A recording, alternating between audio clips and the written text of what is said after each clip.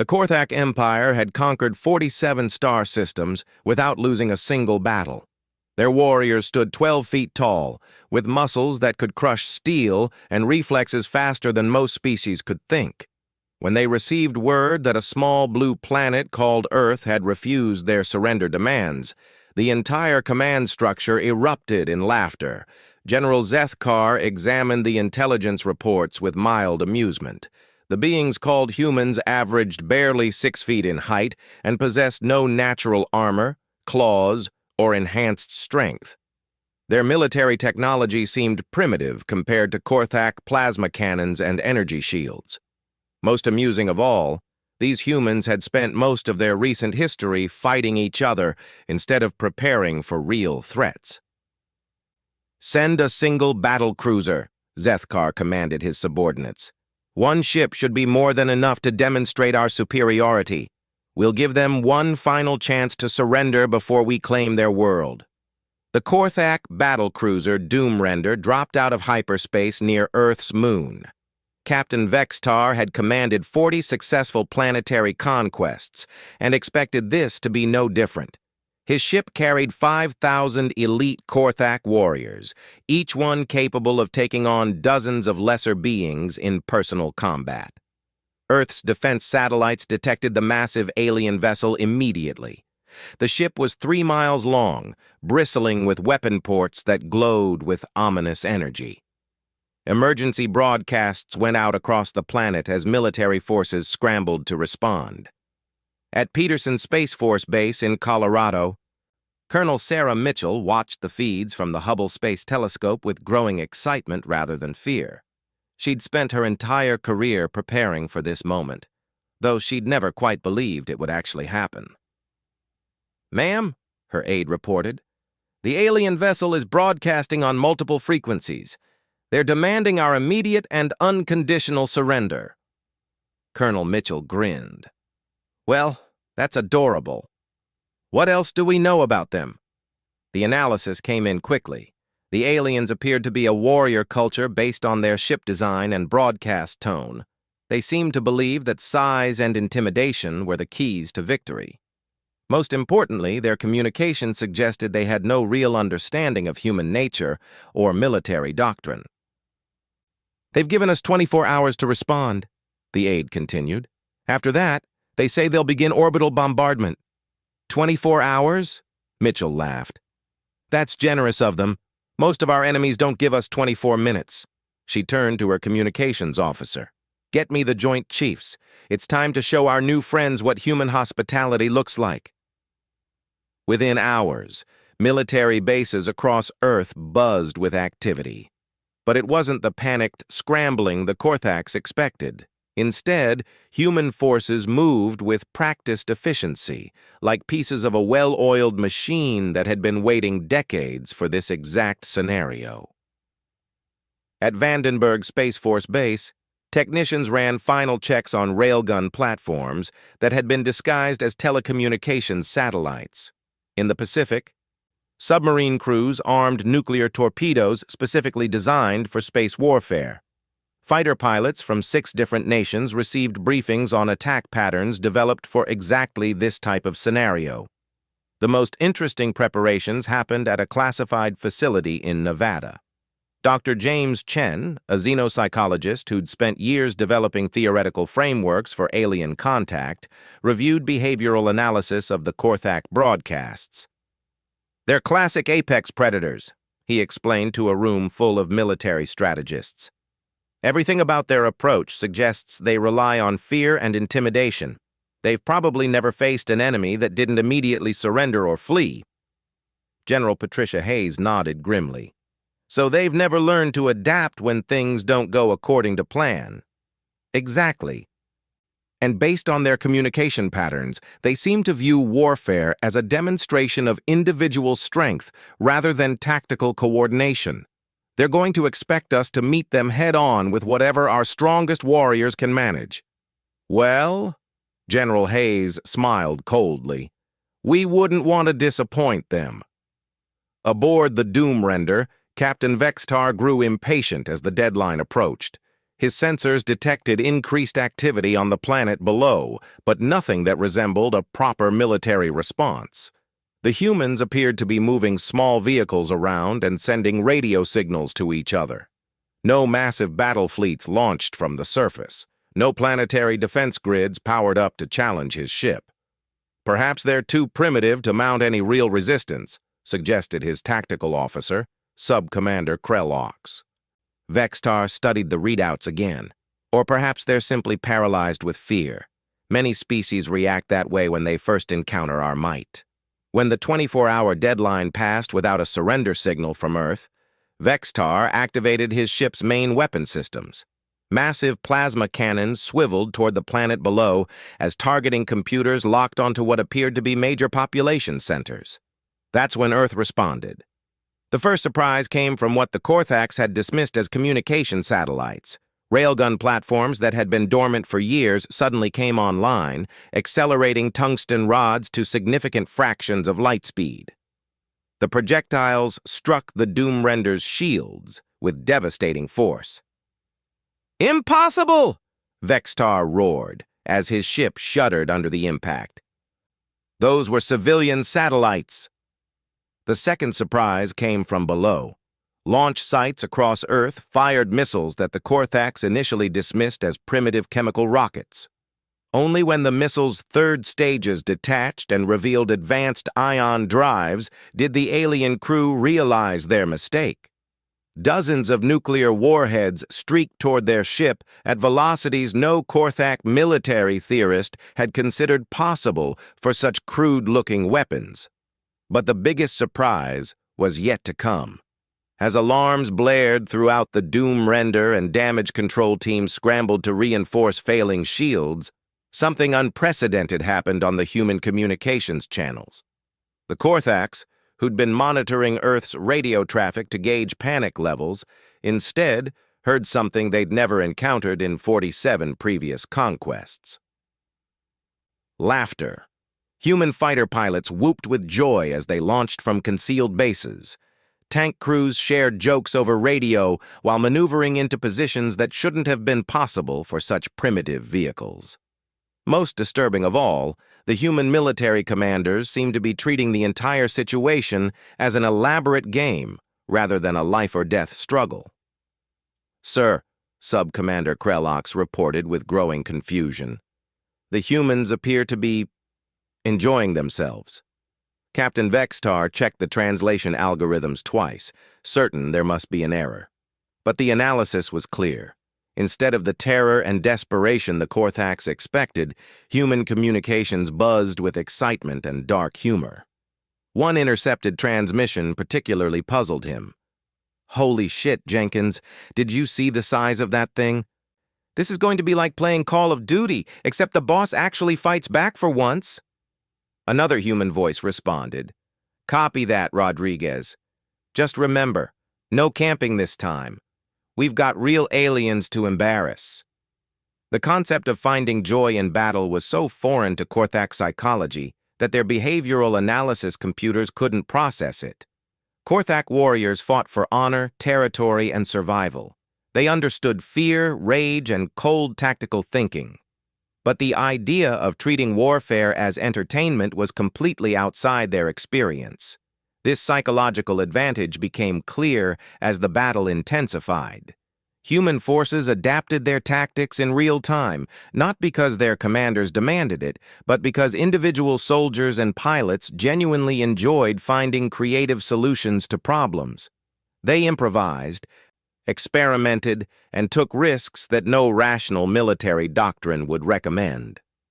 A squadron of human fighters discovered that their missiles couldn't penetrate the Doom Render's point defense systems through conventional attacks. Instead of retreating, they began executing maneuvers that would have been considered suicidal against any rational opponent.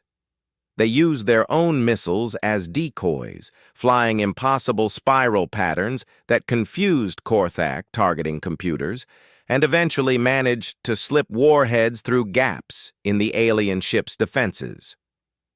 "This is Raptor Squadron," came one transmission that the Korthax intercepted. "We're going to try something really stupid. If it works, buy us all drinks when we get back. If it doesn't work, name a bar after us."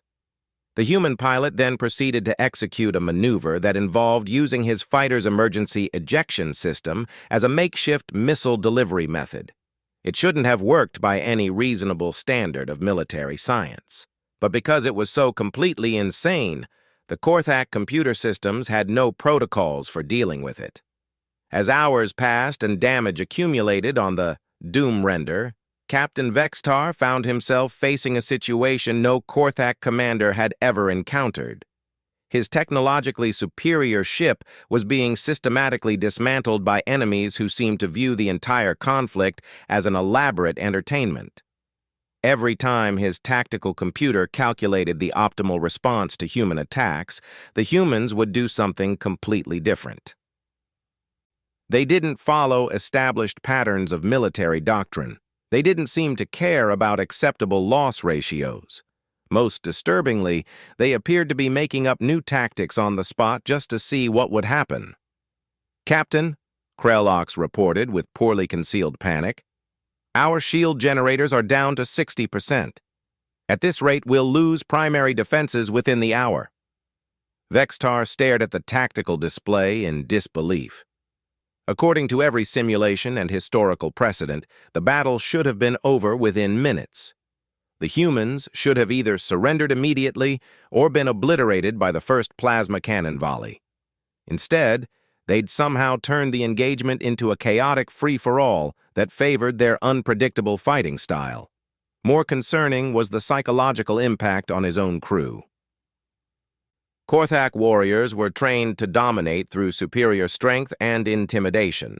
When enemies cowered before their might, everything proceeded according to plan. But these humans weren't cowering. They were laughing, joking, and treating the most serious military engagement of their species' history as if it were some kind of recreational activity.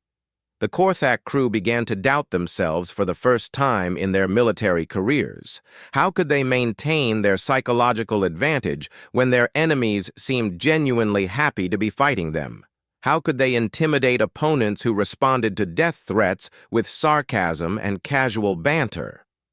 As the Doom Render's shields continued to weaken under the relentless human assault, Captain Vextar made a decision that would have been unthinkable just hours earlier.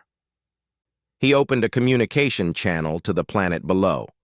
"Human forces," he broadcast. "You fight with unexpected skill. Perhaps we underestimated your capabilities. Are you prepared to discuss terms?" The response came back immediately, and it wasn't from any military commander. Instead, a human female's voice filled the bridge of the alien warship. "Oh, that's cute. The big scary aliens want to talk now. Tell you what, Captain Grumpy Voice, you've got our attention, but if you think we're done playing with our new toy, you're sadly mistaken. This is the most fun we've had since the last time someone was stupid enough to threaten Earth." The communication ended with what the translation computers identified as raucous laughter from multiple human voices. For the first time in 47 successful conquests, Captain Vextar began to wonder if the Korthak Empire had finally met an enemy they couldn't defeat through conventional means. The humans weren't just resistant to intimidation, they seemed to thrive on it. They weren't just tactically unpredictable, they appeared to actively enjoy creating chaos. Most troubling of all, they showed no signs of slowing down.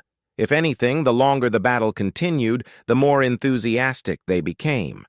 It was as if the entire human species had been waiting their whole lives for someone to show up and challenge them to a really good fight. As Vextar watched another impossible human maneuver succeed against all military logic, he began to suspect that the Korthak Empire's winning streak was about to end in the most humiliating way possible. They weren't just losing to a technologically inferior species, they were being outfought by enemies who seemed to think the whole thing was hilariously entertaining. The battle was far from over, but already the fundamental assumptions underlying Korthak military doctrine were crumbling. These humans fought like no species they'd ever encountered, and that was turning out to be a much more significant advantage than anyone in the Empire could have predicted. In the depths of space, as human fighters swarmed around the wounded Korthak battlecruiser like angry hornets, the sound of human laughter echoed across alien communication channels, and for the first time in their species' military history, that laughter was beginning to sound genuinely terrifying to alien ears. The news of the Doomrender's predicament reached Korthak High Command within 6 hours. General Zethkar stared at the tactical reports in stunned silence, reading each analysis 3 times to ensure he wasn't misunderstanding something fundamental about the situation. His finest battlecruiser, crewed by elite warriors and armed with weapons that had reduced entire civilizations to ash, was being systematically dismantled by primitives who seemed to think warfare was some kind of recreational sport. "Sir," reported his aide nervously, "Captain Vextar is requesting immediate reinforcements. He says the humans are employing tactics that violate several laws of physics and at least 12 principles of rational military strategy." Zethkar looked up from the reports with growing anger. "What do you mean, tactics that violate physics?" The aide consulted his datapad with obvious reluctance. "Well, sir, apparently one human pilot used his ejection seat as a guided missile. Another group somehow convinced our targeting computers that a flock of Earth birds was actually a squadron of stealth fighters. And there's a report here about humans using something called memes as psychological warfare." Memes? According to our xenolinguistics department, they're some kind of shared cultural reference that humans find amusing. The problem is they've started broadcasting them on frequencies our warriors can intercept, and the translation attempts are confusing our crews. General Zethkar had conquered civilizations across the galaxy through superior firepower and ruthless efficiency. He understood military doctrine, strategic planning, and the psychological principles that led enemies to surrender when faced with overwhelming force. What he was seeing in these reports made no sense according to any framework he'd ever learned. "Prepare the Second Fleet," he commanded. 5 battle cruisers should be more than sufficient to handle whatever tricks these humans think they're clever for discovering. But even as he gave the order, a nagging doubt crept into his mind. The Korthak Empire had built its reputation on being the most feared military force in the galaxy. If word spread that a single human world was successfully resisting them, other species might begin to question Korthak invincibility. Meanwhile, aboard the Doomrender, Captain Vextar was discovering that the situation was even worse than his initial reports had indicated. The human attacks weren't just tactically unpredictable. They seemed to be getting more creative and effective as the battle progressed. A wing of human fighters had somehow managed to hack into his ship's external communication array and were now broadcasting what they called epic battle music directly into the Korthak bridge. The pounding rhythms and aggressive human vocals were having an unexpectedly disorienting effect on his crew.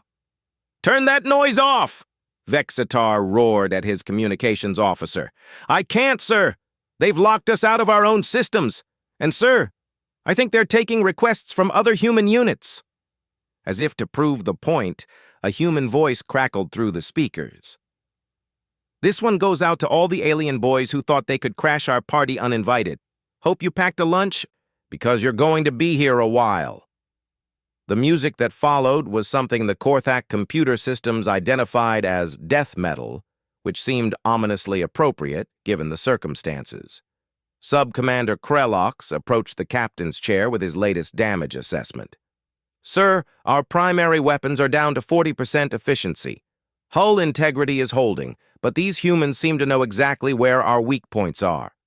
"How is that possible? Our ship designs are classified at the highest levels of Empire security." "That's what I thought, sir. But then I intercepted this." Krellox activated a recording of human communications from 20 minutes earlier. A cheerful human voice could be heard saying, "Okay, team, I've been playing Galactic Conquest 7 since I was 12, and that ship design is straight out of the Chronarch expansion pack. If the game developers did their research right, the weak spots should be right. There, and there. The recording continued with sounds of weapons firing, followed by confirmation that the predicted weak spots had indeed been successfully targeted. Captain Vextar felt something he'd never experienced before in his military career: complete bewilderment. Are you telling me that these humans have been studying our ship designs through some kind of recreational simulation? It appears so, sir. Our intelligence division is trying to understand how they obtained such detailed information, but the humans seem to think it's completely normal to have intimate knowledge of alien military technology for entertainment purposes. What Captain Vextar didn't know was that humanity's entertainment industry had been imagining alien invasions for decades. Science fiction writers, game designers, and movie producers had created thousands of scenarios involving space battles, alien technologies, and interstellar warfare. When real aliens finally appeared, humans approached the situation with a vast library of fictional precedents to draw upon. Dr. James Chen, still providing psychological analysis from his bunker in Nevada, was having the time of his life. His theories about alien psychology were proving correct in real time, and the human military was implementing his suggestions with remarkable success. The key, he explained to a room full of fascinated generals, is that they're apex predators who've never had to adapt. They expect fear, respect, and submission.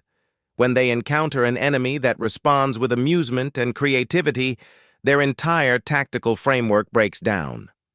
General Hayes nodded approvingly. So we keep doing exactly what we're doing? Better than that, Chen grinned. We escalate. These aliens clearly communicate with their home fleet. Every minute this battle continues, every human laugh that reaches their command structure undermines their species' entire military reputation. The human strategy was working better than anyone had dared hope. Fighter squadrons were rotating in and out of combat, with fresh pilots eager to get their turn against the alien invaders. Tank units were competing to see who could devise the most creative ways to support the space battle from the ground.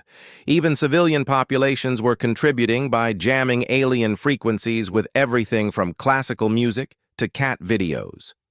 But the most devastating human weapon was something the aliens couldn't have anticipated: social media.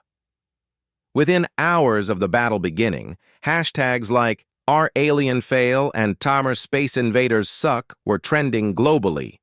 Memes mocking the Korthak Empire's threatening appearance spread faster than their own military communications. Humans were live-streaming the space battle while providing sarcastic commentary that reduced the terrifying alien warriors to objects of public ridicule. One particularly popular video featured a teenager providing sports commentary on the space battle. And here comes Johnson in his F-22, going for what looks like an impossible shot at the alien death ray. Oh, he missed the death ray, but managed to hit what appears to be their space toilet. That's got to be embarrassing for a species that's supposed to be conquering the galaxy. The psychological impact on the Korthak crew was devastating. They'd spent their entire military careers being treated as the ultimate manifestation of terror and destruction. The idea that their enemies would mock them on something called social media while actively fighting them was completely outside their understanding.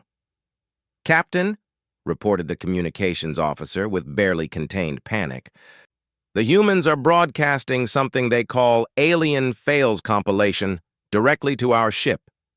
It appears to be a collection of our tactical errors set to comedic music." Vextar watched in horror as his bridge crew's morale visibly crumbled. Korthak warriors were trained to be intimidating, not to be laughed at by enemies who treated their invasion as content for entertainment purposes. The situation deteriorated further when human hackers managed to access the Doom Render's internal communication system and began broadcasting their own messages to the alien crew. The translations were imperfect, but the intent was clear enough. "Attention, alien dudes! This is Earth calling. We just wanted to let you know that your invasion is going really, really badly. Like, embarrassingly badly. We're actually starting to feel sorry for you. Would you like some popcorn while you watch us blow up your spaceship?" The message was followed by what human computers identified as comedic sound effects and audience laughter from a television show. For beings whose entire military culture was built around projecting overwhelming force and inspiring terror, being subjected to comedy routines during battle was psychologically devastating. Several Korthak warriors actually requested transfer to other duties rather than continue fighting enemies who seemed to view their presence as material for jokes. Captain Vextar realized he was facing a complete breakdown of military discipline. His crew was demoralized, his ship was badly damaged, and his enemies showed no signs of taking the situation seriously. Worse, he could see on his sensors that additional human forces were arriving from across their planet, apparently eager to join what they seemed to consider a recreational activity. The final insult came when human forces began attempting to capture rather than destroy Korthak equipment. Boarding parties armed with non-lethal weapons stormed damaged sections of the Doom Render, not to eliminate the crew but to take prisoners and study alien technology. "They're treating us like a museum exhibit," Krellox reported with obvious distress. "The humans who boarded Deck 7 asked if they could take selfies with our warriors."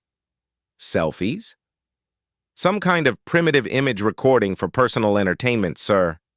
They seem to think capturing alien invaders is worth commemorating for social purposes. As if the situation couldn't get worse, it did. The human boarding parties discovered that Korthak warriors, despite their impressive size and strength, were surprisingly vulnerable to tactics they'd never encountered before. Humans used everything from rubber bullets to comedy sound effects to disorient and capture alien soldiers who'd been trained to fight traditional military forces. One boarding team reported back to Earth. "These guys are tough as nails in a straight fight, but they have no idea how to handle crowd control tactics. Flashbangs work great, and for some reason, playing circus music really throws them off their game."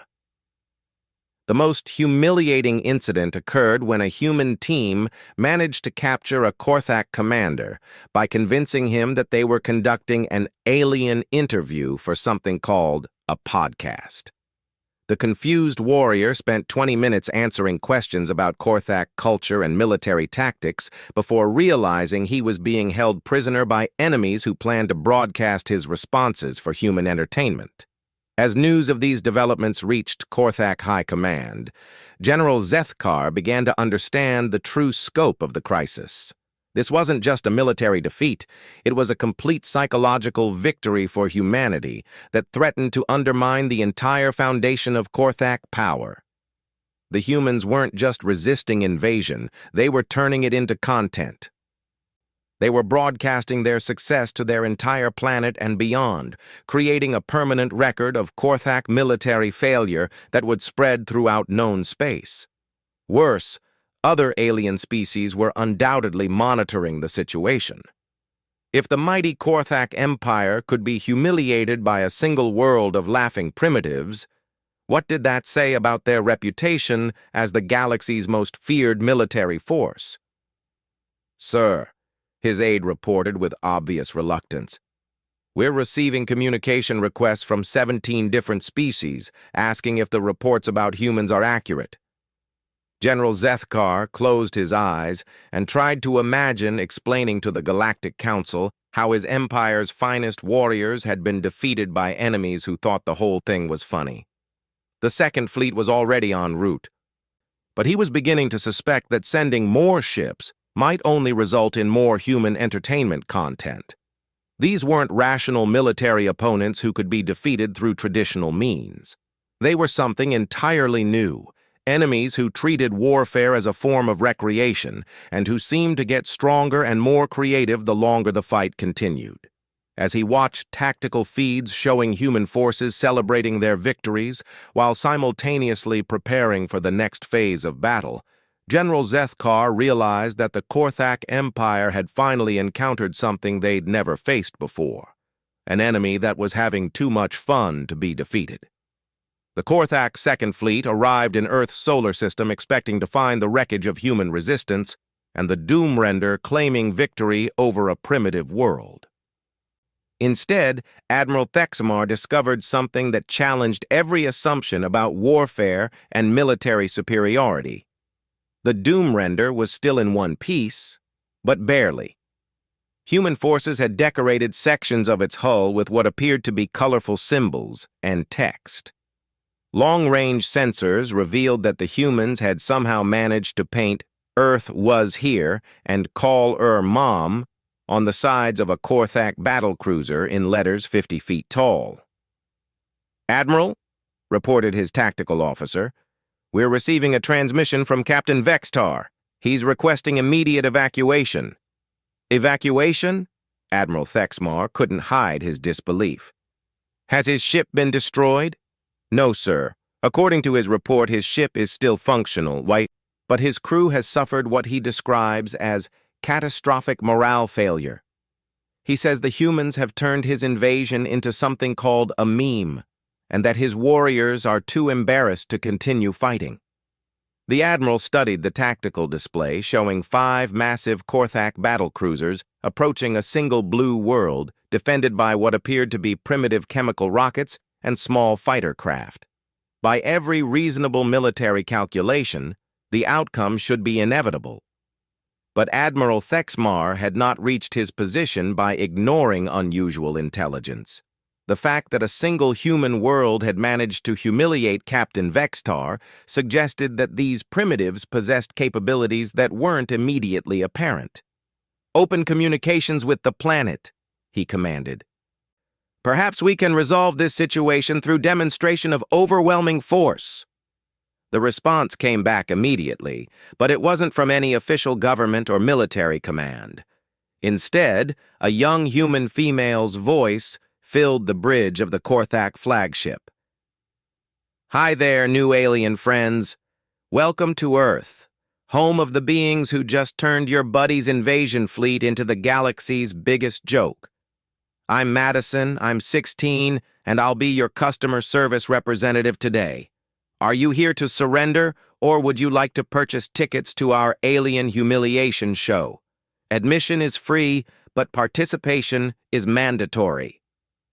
The transmission was followed by what the Korthak computers identified as giggling and background voices shouting what appeared to be encouragement. Admiral Thexmar stared at his communications officer in stunned silence. In 40 years of military service, he had never received a surrender demand delivered by a juvenile member of an enemy species who seemed to think the situation was amusing. "Sir," his aide reported nervously, "our linguistic analysis confirms that this Madison individual is indeed offering us the opportunity to surrender to them. A child is demanding the surrender of the Second Fleet?" "Yes, sir. Also, our monitoring stations are detecting massive increases in what humans call internet traffic. It appears they're broadcasting our arrival to their entire planetary population." What Admiral Thexmar didn't realize was that the first battle had made humanity collectively aware that their species possessed something unique in the galaxy: the ability to find genuine enjoyment in situations that other species found terrifying. The arrival of additional Korthak ships wasn't seen as an escalation of threat, but as an expansion of entertainment opportunities. Dr. James Chen was beside himself with excitement as he analyzed the psychological profiles of the incoming alien commanders. "They're doubling down on the intimidation strategy," he explained to the assembled military leadership. "Which means they still don't understand what they're dealing with." "What do you recommend?" asked General Hayes. "We give them the full human experience. No holding back. Show them exactly what happens when you threaten a species that considers warfare to be a recreational activity." The human response to the Second Fleet's arrival was unprecedented in galactic military history. Instead of panic or desperate defensive preparations, Earth's population reacted as if a major sporting event was about to begin. Cities organized viewing parties for the space battle. Schools gave students the day off to watch history in the making. Social media exploded with commentary, predictions, and betting pools on various aspects of the upcoming engagement. Most disturbing to Korthak intelligence analysts was the discovery that humans were actually selling merchandise related to the alien invasion. T-shirts reading "I survived the Korthak Empire" were already in production. Video games featuring alien invasion scenarios were being speedily developed. Someone had apparently registered Korthak Fail as a trademark. But the real shock came when human military forces revealed that they'd been using the time during the Second Fleet's approach to reverse engineer captured Korthak technology. Teams of human engineers, working with an enthusiasm that Korthak scientists would have found incomprehensible, had already figured out how to adapt alien weapon systems to human spacecraft. "Admiral," reported the tactical officer with growing alarm, "the human vessels are equipped with our own plasma cannon technology." Admiral Thexmar studied the readouts in disbelief. "That's impossible. Our technology is centuries ahead of theirs. They couldn't possibly understand our principles of plasma manipulation." What he didn't know was that human engineers hadn't tried to understand Korthak technology in the traditional sense. Instead, they'd approached it with the same trial-and-error methodology they used for everything else. If something didn't work the way it was supposed to, they hit it with hammers, rewired it randomly, and added duct tape until it did something interesting. The results were weapons that no rational engineer would have designed, but which worked with terrifying effectiveness. Human ingenuity had taken advanced alien technology and somehow made it more dangerous through the simple expedient of not caring about safety protocols or manufacturer recommendations. The battle that followed defied every principle of military science that Admiral Thexmar had ever learned. The humans didn't just fight with captured alien weapons, they'd somehow improved them. Worse, they continued to treat the entire engagement as entertainment rather than warfare. Human pilots broadcast running commentary during fighter engagements, providing their audiences with play-by-play analysis of their tactical decisions. Ground crews took bets on which alien ship would be disabled first. Combat engineers live-streamed their attempts to board and capture Korthak vessels while explaining their techniques to audiences who cheered every successful maneuver. "This is completely insane," Sub-Commander Veltar reported from the tactical station. "The humans are treating our fleet like some kind of interactive entertainment experience." The situation became even more surreal when human boarding parties began capturing Korthak crew members not for interrogation or elimination, but for what they called cultural exchange programs. Alien warriors found themselves being asked about their home worlds, their military traditions, and their personal interests by humans who seemed genuinely curious about alien perspectives. One captured Korthak reported back through communications channels. "The humans have imprisoned me in something they call a green room. They've given me food, entertainment, and asked if I'd be willing to participate in what they're calling the first ever Intergalactic Peace Summit. I think they're planning to broadcast it." More disturbing was the discovery that some Korthak crew members were actually beginning to enjoy their interactions with human captors. The humans' infectious enthusiasm and genuine curiosity about alien culture was having an unexpected effect on warriors who'd spent their entire careers being feared rather than befriended. Admiral Thexmar watched his tactical display with growing horror as the human forces systematically disabled his ships through a combination of superior technology, unpredictable tactics, and pure psychological warfare. Every time his commanders adapted to human strategies, the humans would try something completely different just to see what would happen. The final blow to Korthak morale came when human forces somehow managed to hack into the Second Fleet's communication systems and began broadcasting what they called alien appreciation music. The songs were apparently composed specifically to celebrate the Korthak Empire's cultural contributions to galactic diversity while simultaneously mocking their military competence. "Admiral," his communications officer reported with obvious distress, "the humans are broadcasting a song called Space Friends Forever that appears to be about how much they're enjoying our visit and how much they'd like to be friends with our species. Are they mocking us?" "I don't think so, sir.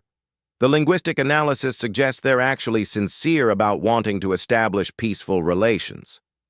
But they also seem to think our military invasion was some kind of elaborate first contact protocol." Admiral Thexmar realized he was facing something completely outside Korthak military doctrine. These humans weren't just defeating his forces. They were trying to turn the entire conflict into an opportunity for friendship and cultural exchange. They seemed to view the Korthak invasion as an interesting challenge rather than an existential threat. Most incomprehensible of all, they were winning. As the Second Fleet's shields failed and human boarding parties swarmed over alien vessels with the enthusiasm of tourists visiting a theme park, Admiral Thexmar made a decision that would change the course of galactic history. "Open a channel to the human leadership," he commanded. The response came from multiple sources simultaneously. Apparently, humanity didn't have a single military command structure, but rather dozens of independent groups all coordinating through methods the Korthak couldn't entirely understand. "Hey there, Admiral Big Guy," came one cheerful voice. "This is Colonel Mitchell from Earth Defense Command. We've been having such a great time with your ships that we figured we should probably introduce ourselves properly." "Human Colonel," Admiral Thexmar began formally, "I am prepared to discuss terms for—" "Oh, we're way past terms," interrupted another human voice. "We're already planning the victory party. You're invited, of course. We figure anyone who gives us this much fun deserves to stick around for the celebration." A third human voice joined the conversation. "We've got your crews set up in temporary quarters. They're actually pretty cool once you get them talking about stuff other than conquering things. Did you know Korthak poetry is apparently really beautiful? Who knew alien warriors were into haiku?" Admiral Thexmar found himself in the unprecedented position of having his surrender accepted before he'd actually offered it, by enemies who seemed more interested in throwing parties than claiming victory. The humans had somehow turned a military invasion into a cultural festival. "Are you saying," he asked carefully, "that you wish to establish peaceful relations with the Korthak Empire?" "Well, duh," came the immediate response. "You guys are the first aliens we've ever met. Of course we want to be friends. We just had to make sure you understood that threatening Earth is a bad idea before we could move on to the fun stuff." As Admiral Thexmar processed this information, he realized that humanity had achieved something no species in galactic history had ever managed. They'd defeated the Korthak Empire not through superior military force, but by turning the entire concept of conquest into an absurdity. The humans had laughed at the galaxy's most feared warriors, befriended their prisoners, and somehow convinced an entire invasion fleet that they'd rather have a cultural exchange than a military victory. Within hours, human social media was flooded with selfies of human soldiers posing with alien warriors, cooking shows featuring Korthak cuisine, and live streams of the first annual Earth-Korthak Friendship Festival being organized in real time. General Zethkar, monitoring the situation from Korthak High Command, stared at reports that described his finest military forces participating in what humans called a really awesome alien meet and greet, and realized that the Empire's military expansion had just been permanently ended by a species that treated warfare as a social activity. The galaxy would never be the same, and somehow Admiral Thexmar found himself looking forward to trying something humans called pizza while learning about Earth music from beings who had defeated his empire by refusing to take it seriously. In the end, humanity had won the greatest victory in galactic military history, not through conquest, but by teaching their enemies that there were better ways to spend time than threatening each other. The Korthak Empire's age of expansion was over, replaced by what humans were already calling the most epic friendship in the galaxy. And somewhere in space, human laughter continued to echo across communication channels, no longer terrifying, but genuinely welcoming, as two species began to discover what they could accomplish together instead of against each other.